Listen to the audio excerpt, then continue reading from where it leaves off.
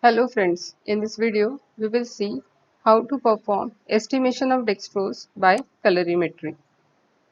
So colorimetry involves measurement of concentration of an analyte in a solution by determining its absorption at a particular wavelength. This technique, colorimetry, it is based upon Lambert-Beer's law, and the process is accomplished with the measurement of an analyte in a colored solution or development of color that appears in the solution following the reaction with specific reagent. If we see the case for dextrose, so in case of dextrose in alkaline media, para-hydroxybenzoic acid hydrazide, that is also called as PHBAH, it reacts with dextrose and it gives a product which can be assayed with the help of colorimetry. Dextrose reacts with para-hydroxybenzoic acid hydrazide reagent and it gives a colored product.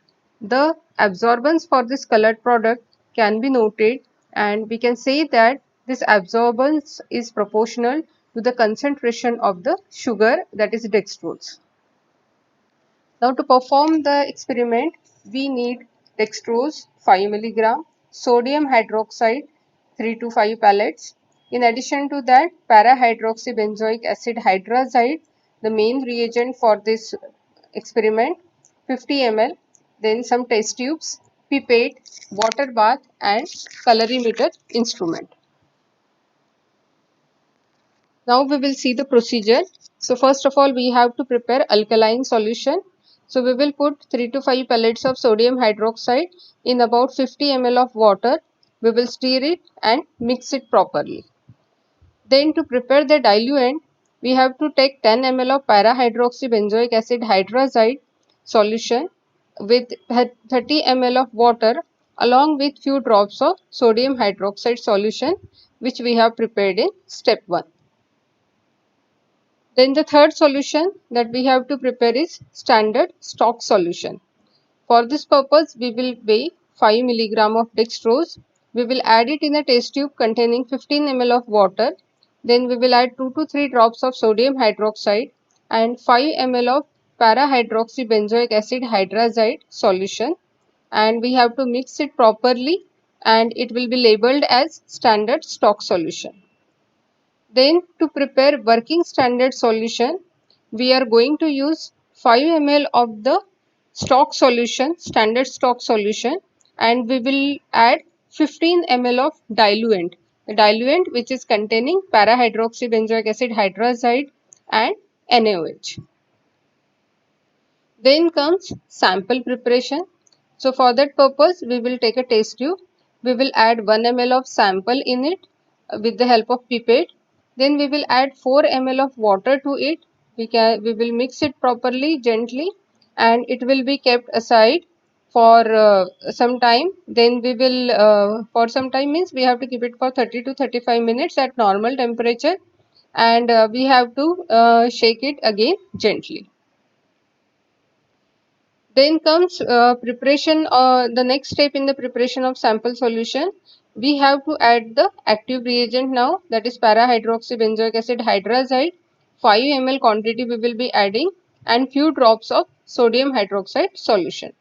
Now we have to mix it well and we have to keep the test tube in water bath which is already in the boiling mode. After 5 minutes, we could withdraw the test tube from the water bath. We have to allow it to cool and then add 10 ml of water and mix it properly. So in this way, the sample solution is ready. Then this is the instrument which is going to be used for doing the measurement. So it is autocolorimeter by Biogen. So for that purpose, before starting the experiment or before measuring the absorbance by colorimeter, we have to clean the glass tube or the cuvette which is used for doing the for handling the sample, for keeping the sample in the colorimeter instrument with water, and we have to ensure zero absorbance with the help of diluent. Then we can finalize the light source also, and for that purpose we can take sample solution in glass tube. We will keep first the blue light source and we will repeat it with the available light sources simultaneously, and we will record the absorbance. For the light source for which we have got highest absorbance, that can be selected for performing the experiment. So this is the instrument, Biogen autocolorimeter. The sample cuvette is placed in the sample cell compartment. Then these are the filters. Yes, now how we are going to record the absorbance. So we have to record absorbance for three solutions. First for the standard stock solution containing dextrose 5 milligram. Then for the working standard solution, which we have prepared by taking 5 ml of standard stock solution and further it was diluted. Then a third one is the sample of unknown concentration. The results section now. So after measuring the absorbance, we will be taking the three different absorbance. We will make a table. We will write down the results. Then in the next step, we have to plot a graph of two known solutions. Now the two known solution which we have taken here is standard stock solution and the working standard solution. We have recorded their absorbance. So we will on x-axis we will take concentration and on y-axis we will put absorbance. And first for the standard stock solution the values will be plotted, and the second slot is for the, or second point is for the working standard solution.